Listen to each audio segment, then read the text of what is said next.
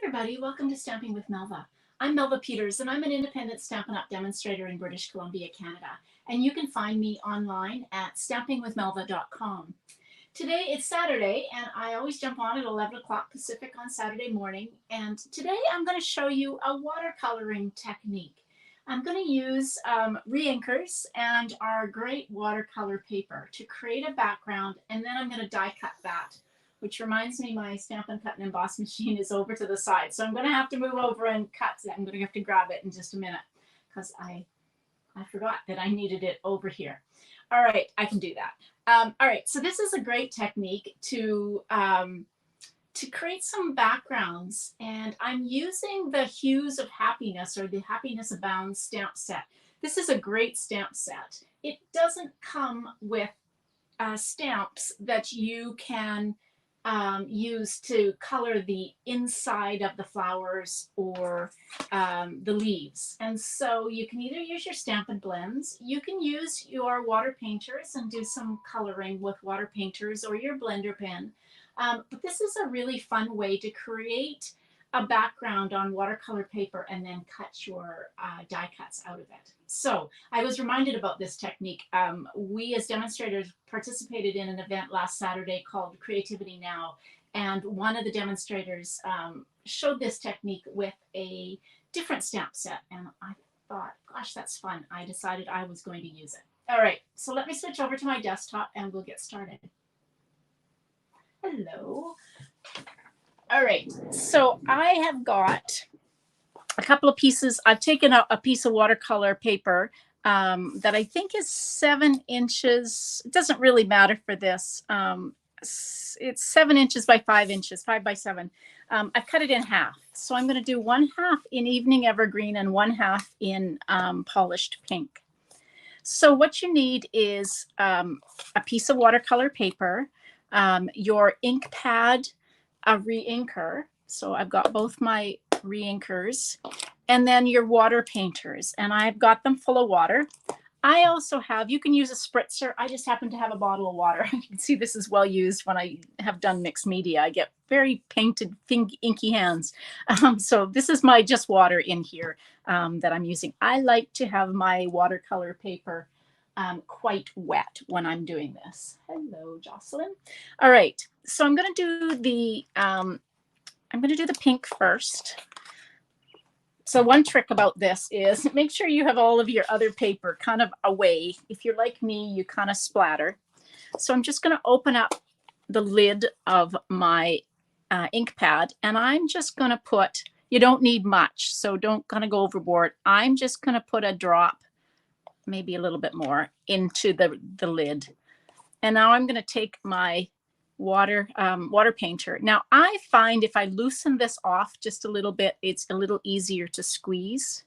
So I'm just going to kind of I'm adding some liquid in here, and then I'm just going to wet it. Now, as I said, I like to have my paper quite wet, so I will spritz it. You want to have grid paper down because if you're like me, you make a mess. And now you're just going to pick up some ink and you're just going to kind of create a background. And because this is wet, it just flows so nicely.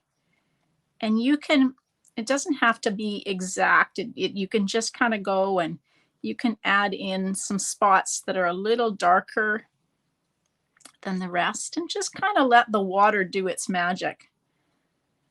If you want even darker spots, you can take some more re-inker. That's why 1 drop is plenty. And you can always go back and add some more in. Now I'm just going to take and just kind of pick up that dark without trying to wet it down. And I'm just going to go over and just add that in just to give some detail to it. All right, so I've got my, that doesn't look, all that great, but from camera, but once it kind of dries, it's going to settle out and the ink will continue to move as it dries. All right, I am going to take, I've got a baby wipe here because I'm going to reuse this. Oops. I'm going to reuse this water painter. I've used the biggest brush. There, we wipe that down. And I'm just going to try and get the pink off that. I only have one set of water painters. All right, now I've got my second piece. And again, I'm going to, I've got Evening Evergreen. You could use a different green if you want. I just really love the color combination of Polished Pink and Evening Evergreen. Oops, now I've got a lot there. You don't need that much. That was 2 drops. Really, 1 drop is plenty. And I'm going to just, again, spritz my paper because I like it to be wet. And I'm just going to add some water. There we go. Well, I've got a lot in here. I don't need that much, but that's okay. And again, because my paper is quite wet, this ink will flow very nicely.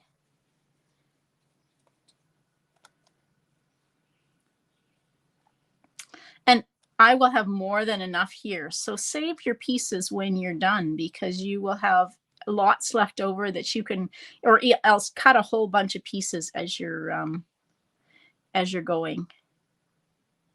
Again, I'm just picking up some of this ink and putting it on here to just kind of let it do its magic, to have some darker spots on it. Just it gives it a nice texture. Oh, thank you, Joanne. Thank you. I love to do different techniques. And watercoloring actually is one of my favorite things to do. I love actually creating backgrounds is one of my favorite things to do, whether it's creating backgrounds using watercolor or just by stamping images or the alcohol technique. Oops. I really enjoy it. I'm going to just pick up some of this ink that's in here, because if you don't have too much, if you just turn your lid over, it will actually soak into the foam pad. But I had a lot there. So, okay, so what you want to do with these, I'm going to pick up this, wipe this. Okay, I'm going to actually take this grid paper. It's a little wet all the way through, but that's okay. There we go. Now it's clean. So what you want to do is let these dry. So I went ahead and created somewhere here. I actually created 2 big pieces of it earlier, and it's dry. So you can see here, I've got dark down here with the green. And on these ones, I just use the full sheet. So I've got lots here. I won't need all of this for my cards. So I'm going to use the dies. Actually, these. So this is the, I bring this in. This is the Happiness Abounds stamp set. I have this ring light that gives such a glare. Let's take that off. Okay, so this is the Happiness Abounds stamp set and the dies that coordinate with it. And as I said, there are great images, but there's no stamp to be able to color. So you have to actually color these in some way. So you can use the Great Designer Series paper, just stamp on it. On one side of it is kind of really nice watercolor background. So you could just stamp on it. And I think I've shared a card doing that where I've stamped on it and then cut it out. But this way, it's fun to make your own. So I am going to just do some stamping of some flowers. I'm going to use the big flower and then the roses, the 2. Actually, I'm not going to use a rose. I'm going to use the big flower and then this little flower. And where's these 2? My blocks beside me here. And I've gone ahead and cut out, I think I'm going to use the one that says friend. There we go, for the sentiment. I've gone ahead and cut some of these out. So the first thing I'm going to do is, now that my paper has dried, I'm going to do some just stamping. I'm using Tuxedo Black. Now, if you don't let it dry, oh, welcome from Florida. Oh, did it dry itself or did you use the heat? I let this dry myself. It's probably not quite dry. I did it a couple of hours ago. You could use your heat tool if you wanted to, but I actually did this earlier. If you go and stamp on this when it's not quite dry, your ink might bleed a little bit, which is why you want to. So I am just going to, so now I've got this great black image, and I'm going to do a couple of these, and then I'm going to do a couple of these. I don't think I'm going to need all of these, but I'm going to do, and this is where you can have fun, because these are all, you know, you've got different variations of the color. So that's that. Now I'm going to do the leaves the same way. So I'm going to do them in some dark and some light. And then I can save these pieces so that I can use them again. Now let me grab my Stampin' Cut and Emboss machine, which I forgot.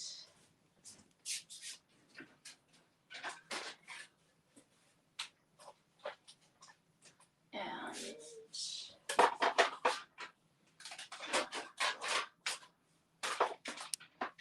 I've lost a plate. All right. So here's my machine. I just have to grab another plate from somewhere. Here we go. Huh. Oh, I get to open up a brand new set of plates. It's always fun to open new plates, and you can hear that crisp crunch as you use it. Hello, Carol. Yeah, you're saying it's hot in Florida. We're starting finally here on the West Coast. We're starting to get some, I've got an extra piece in here. I don't know where that's from. We're starting to get some, what for us is hot weather. So my husband's gone out to try and find a new hose for the air conditioner that I have up here in my craft studio, because it's up above the garage and it gets very hot. All right, so I need those. Okay, so gosh, I feel like I'm not organized today because I'm in a different spot. I have a kit class this afternoon, so I've kind of moved things around so I'm ready for my kit class, and I'm kind of out of sorts here. Okay, so I'm just going to use a little bit of Post-it note tape to hold these dies in place for cutting. You can use a washi tape, you can use Post-it notes, whatever works, and then just run them through.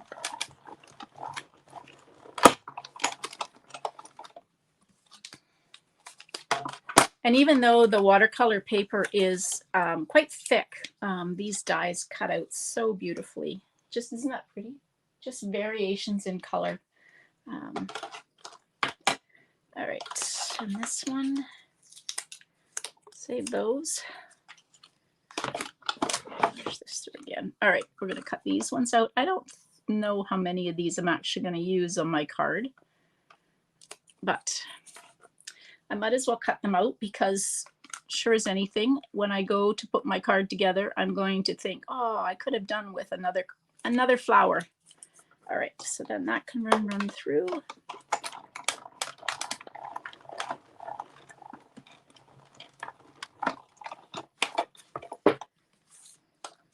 So yeah, our watercolor paper is just amazing. I can't remember how many sheets. You might get about 12 sheets in it. Again, it's 5 by 7. And so it does go a long way. Okay, so there's my flowers cut out in polished pink. And now I just want to take and cut these little leaves out. And this again is in Evening Evergreen. Just such a pretty color combination. The last 2 years, the in colors have all coordinated so beautifully. So these were in colors from last year, not the brand new ones. All right, 2 more leaves and then we can start assembling the card.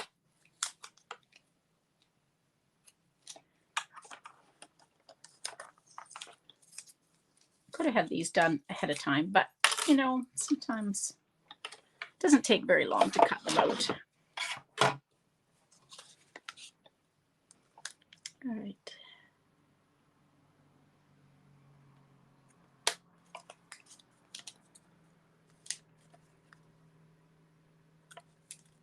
And that down like that. And then this one like that.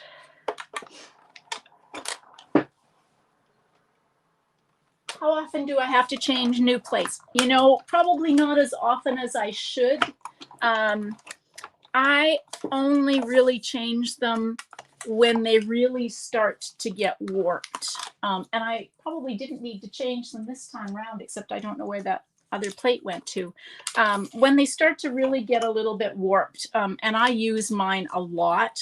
So I probably, you know, I'll bet it's 3 months or more when I change mine.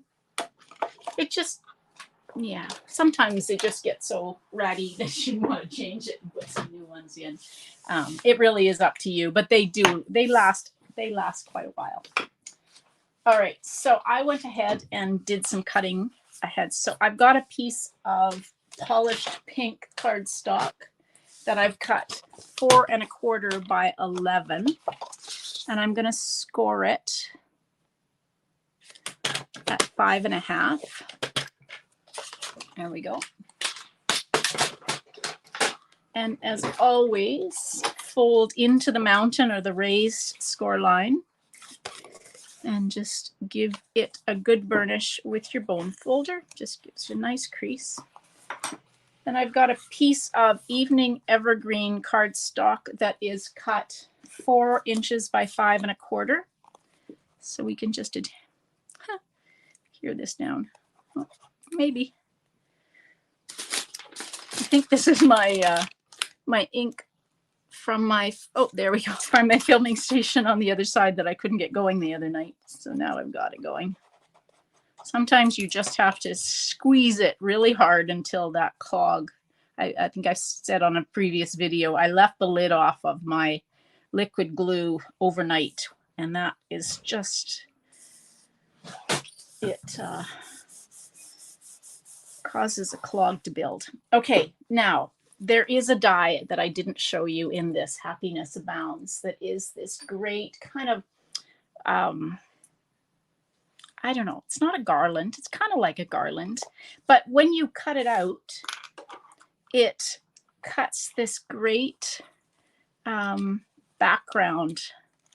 And some of it is cut out pieces and some of it is pieces that lift up, if that makes sense. I could poke up some of these pieces. So it's 3-dimensional. It's really cool. It's very pretty. And so I went ahead and cut this out. What I didn't do is poke out the little bits. So let's do that now.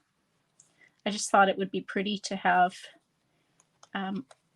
this kind of in the background. Trying to see which ones you poke out and which ones you could show you in just a minute what you could do with these other pieces if you want. I'm not going to do it on this card, but let's see. Getting there. All right. No, there we go. So what you can do with these other pieces that don't poke out is you can take your pick tool and just poke them up so that they, you probably can't see that, but they will then, it'll be kind of 3-dimensional and all the other little bits will poke up. So I'm going to put this on here and it's going to, you can be able to see the evening evergreen. I'm just going to use some glue. You could use your Stampin' Seal if you wanted to on here, but I'm just applying glue where there are no holes. That makes sense, just to get the edges so that they adhere down. And we'll get that in the middle, like that. Press that down. Okay. Then I've gone and cut, I got all these little bits. Let's take them off. There we go. I've gone ahead. This is a piece of polished pink, and I cut this 1 inch wide, and then I took this die and just cut along each edge and turned it and did the other edge. So this is going to be my sentiment. I'm going to stamp on this. And now let's take and do some decorating with these flowers. Actually, let's stamp and put this on first and then arrange the flowers. So I'm going to stamp in the memento. Oops. I'm going to stamp friend. Trying to get it in the middle. Like that. Now I am going to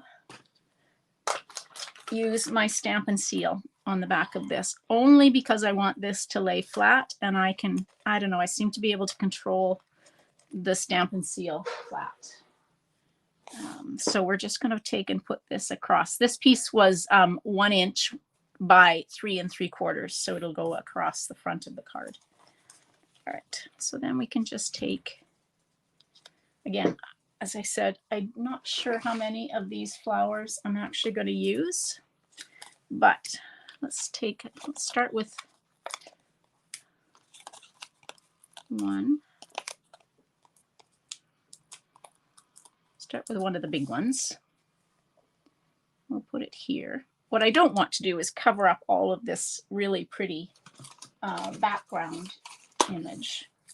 So I'm going to take and use glue dots for the flower or the leaves. So we'll just put these kind of behind with a glue dot. Like that. You know, I think maybe I'm just going to use, I'm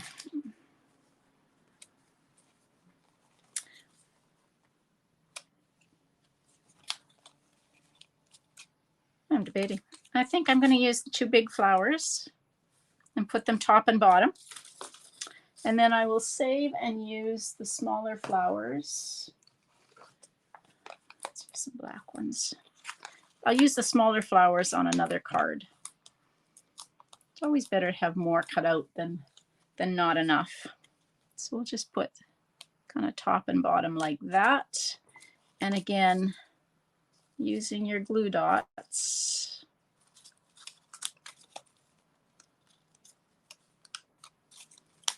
You can just tuck these underneath.